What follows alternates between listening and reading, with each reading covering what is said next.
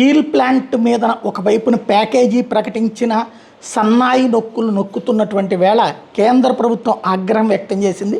తెలుగువాడైనటువంటి కేంద్ర ఉక్కు గనుల సహాయ మంత్రి ఏదైతే కీలకమైనటువంటి వ్యాఖ్యలు చేశారు. రేపు విశాఖ స్టీల్ ప్లాంట్ని సందర్శించేందుకు కుమారస్వామి వస్తున్నారన్న విషయాన్ని ప్రకటించారు. ఉద్దీపన ప్యాకేజీ ప్రకటించిన తర్వాత మొదటిసారి అక్కడికి వెళ్ళి కార్మిక ఉద్యోగ సంఘాలతో చర్చించబోతున్న విషయాన్ని గుర్తు చేశారు. కష్టమైన పరిస్థితుల్లో ప్రభుత్వ పెద్దలను ఒప్పించి నచ్చజెప్పి ప్యాకేజ్ తీసుకొచ్చాం. ప్యాకేజ్ ద్వారా ప్లాంట్ పూర్తిస్థాయి ఉత్పత్తి సామర్థ్యాన్ని సాధించాలన్నదే కేంద్ర ప్రభుత్వ ఉద్దేశం. ప్లాంట్ యాజమాన్యం కార్మికులు ఈ విషయం మీద దృష్టి పెట్టాలి. ఉద్యమించి ప్లాంట్ సాధించుకున్నట్టే సమిష్టిగా పనిచేసి సంస్థను లాభాల్లోకి తీసుకెళ్లాలి. 2030 నాటికి దేశంలో స్టీల్ ఉత్పత్తిని 300 మిలియన్ టన్నులకు పెంచాలన్నది నరేంద్ర మోడీ ఆలోచన. నిన్న మొన్న బొకారో స్టీల్ ప్లాంట్ సందర్శించి అక్కడ స్టీల్ ఉత్పత్తి పెంచాలని సూచించాం.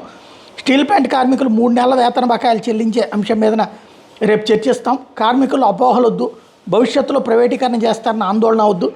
స్టీల్ ప్లాంట్ను రక్షించుకోవాల్సిన బాధ్యత అందరి మీద ఉంది. ఆ మేరకు సంస్థల లాభాల్లోకి తీసుకెళ్లే దిశగా అందరూ కష్టపడాలి. ప్యాకేజీ డిమాండ్ చేసిన కొన్ని సంస్థలు, వ్యక్తులు ప్యాకేజీ ఇచ్చిన తర్వాత వాళ్ళు చేస్తున్న ప్రకటనలు పూర్తి బాధ్యతారహితంగా ఉన్నాయి.